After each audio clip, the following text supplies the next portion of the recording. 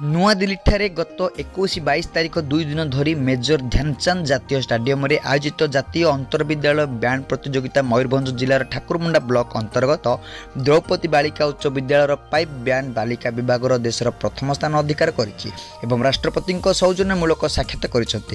Thakurmunda block ନିଶାପୋସ୍ଥିତ Droupadi ବାଳିକା ଉଚ୍ଚ ବିଦ୍ୟାଳୟର ଜାତୀୟ ସ୍ତରରେ ଓଡ଼ିଶା ପାଇଁ ଗର୍ବ ଆଣିଛନ୍ତି। ଏହି ଗୌରବର ଅଧିକାର ହୋଇଥିବାରୁ ଗଣଶିକ୍ଷା ବିଭାଗ ବାଳିକା ଦଳକୁ ସମ୍ବର୍ଦ୍ଧିତ କରିଛନ୍ତି। ନୂଆଦିଲ୍ଲୀ ସ୍ଥିତ ମେଜର ଧ୍ୟାନଚାନ୍ଦ ଷ୍ଟାଡିୟମରେ ଆୟୋଜିତ ଜାତୀୟ ଆନ୍ତଃବିଦ୍ୟାଳୟ ସ୍ତରରେ ପାଇପ୍ ବ୍ୟାଣ୍ଡ ପ୍ରତିଯୋଗିତାରେ ସମଗ୍ର ଦେଶର ଦ୍ରୌପଦୀ ବାଳିକା ଉଚ୍ଚ ବିଦ୍ୟାଳୟ ପ୍ରଥମ ସ୍ଥାନ ଦଖଲ କରିଥିଲା।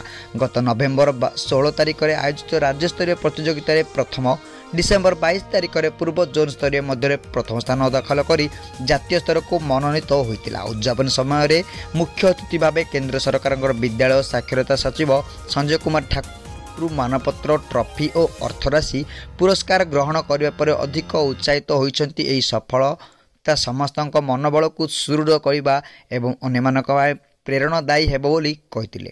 ତେବେ ଜାତୀୟ ସ୍ତରରେ ଓଡ଼ିଶା ପାଇଁ ଗର୍ବ ଓ ଗୌରବ ଆଣିଥିବା ଠାକୁରମୁଣ୍ଡା ବ୍ଲକ ଦ୍ରୌପଦୀ ବାଳିକା ଉଚ୍ଚ ବିଦ୍ୟାଳୟର ଛାତ୍ରୀମାନେ ଆଜି କରଞ୍ଜିଆ ଫେରିଛନ୍ତି। କରଞ୍ଜିଆରେ ଉକ୍ତ ଦଳ ପହଞ୍ଚିବା କ୍ଷଣି କରଞ୍ଜିଆ ଗୋଲେଇଠାରେ କରଞ୍ଜିଆର ବିଭିନ୍ନ ଅନୁଷ୍ଠାନ ପକ୍ଷରୁ ତଥା ବିଦ୍ୟାଳୟ ପ୍ରଧାନ ଶିକ୍ଷକ ଓ ବ୍ୟାଣ୍ଡ ପ୍ରଶିକ୍ଷକଙ୍କୁ ଫୁଲ ତୋଡ଼ା ଦେଇ ସମ୍ବର୍ଦ୍ଧନା ପ୍ରଦାନ କରିବା ସହିତ ସାଧାରଣ ଜନତା ପକ୍ଷରୁ ବିଜେତା ଦଳର ସମସ୍ତ ଛାତ୍ରୀଙ୍କୁ ଫୁଲ ତୋଡ଼ା ଦେଇ ସମ୍ବର୍ଦ୍ଧନା ଦେବା ସହିତ ମିଷ୍ଟାନ୍ନ ଖୁଆଇଥିଲେ।